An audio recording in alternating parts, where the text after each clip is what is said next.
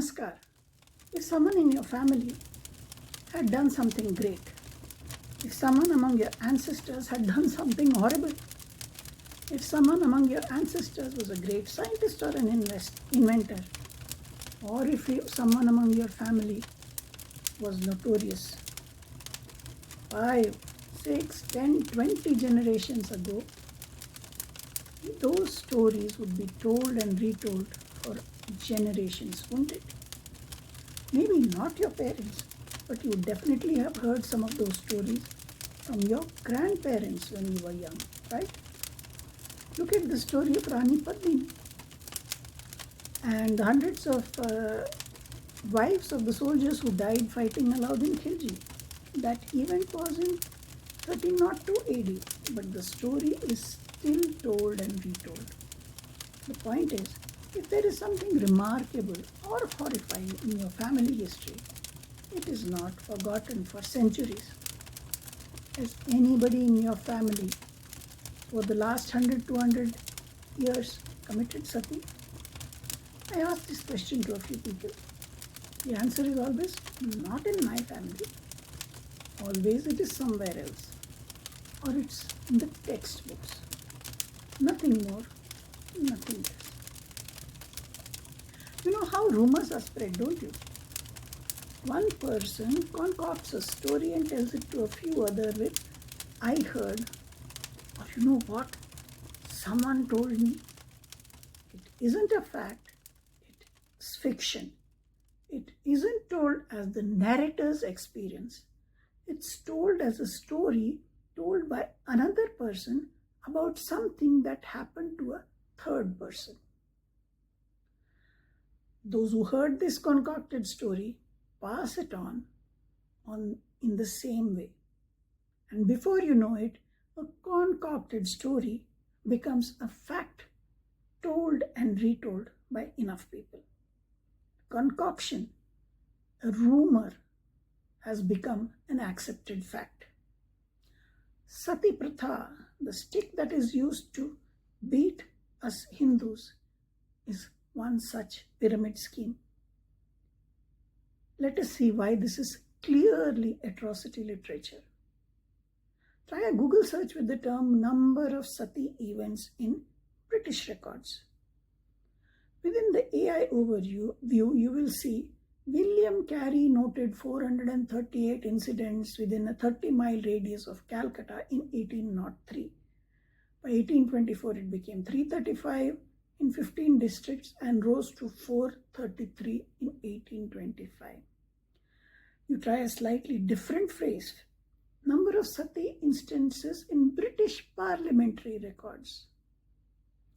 Please do take a moment to stop this video and read. It is too long for me to read it out here. Try another phrase, number of sati instances in British parliamentary records between 1750 and 1940, and you will get again this. Please do pause and read it, because it's an illustration of how slightly different search terms can return significantly different results. You might even get a different result if you search the same phrases after several days. So much for AI. Anyway, before this AI overview became a thing, I had done a lot of research on the recorded instances of his sati in British records. I used to get different numbers. Sometimes it was 213, at other times it was 534, and so on. And this was for the total period spanning the 200 years of their occupation of India. Whether you want to accept the earlier results or the ones in the AI overview, ask yourself this one question, or these questions. Don't the British pride themselves as being the best record keepers? If such great record keepers found only 200 or even 5,000 cases, depending on which data you choose to accept, did only 5,000 men die before their wives did during the entire 200 years of their occupation? If sati was such a pratha, and it translates to custom, tradition, practice, usage, etc. in English, wouldn't you expect it to be more widespread than this? Is 5,000 over many years, 200 years, a reasonable number to brand it as a pratha, a widespread custom in a population of some 240 million? The population of India in the 19th century rose from 169 million to 240 million. Death rates were high, roughly around 40 per thousand. Infant mortality was also high during this period. So maybe we can safely say that the adult death rate would be around 25 to 30 per thousand. And that translates to 60 lakh deaths per year. Assuming male and female mortality rates were similar, it would be 30 lakhs of each gender who died each year. Out of these 30 lakh dead men, if only 10% of these men died while their wives were alive, and only 10% of those widows committed sati, wouldn't the instances of sati still be in the thousands every year, maybe 30,000 or so? Yet, the great British record keepers recorded only 5,000 cases during the 200 years of occupation of Bharat. Okay, several Indian queens ruled their kingdoms after the death of their husbands.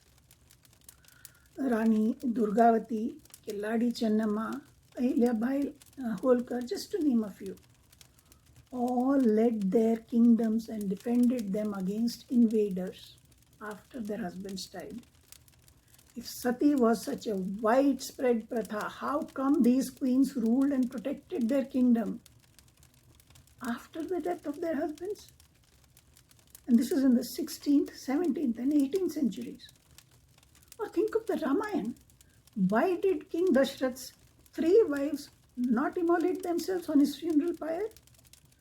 Why in Mahabharata did Kunti not immolate herself, but Madri did? And that too in the face of vehement opposition by the king's court. She believed she was responsible for the death of her husband, and she stuck to her decision and immolated herself. She wasn't forced, because sati was not a practice. It was not a pratha. That is not all. There is more shocking data on this. But for this, you would need to check out the next video in this series. Namaskar.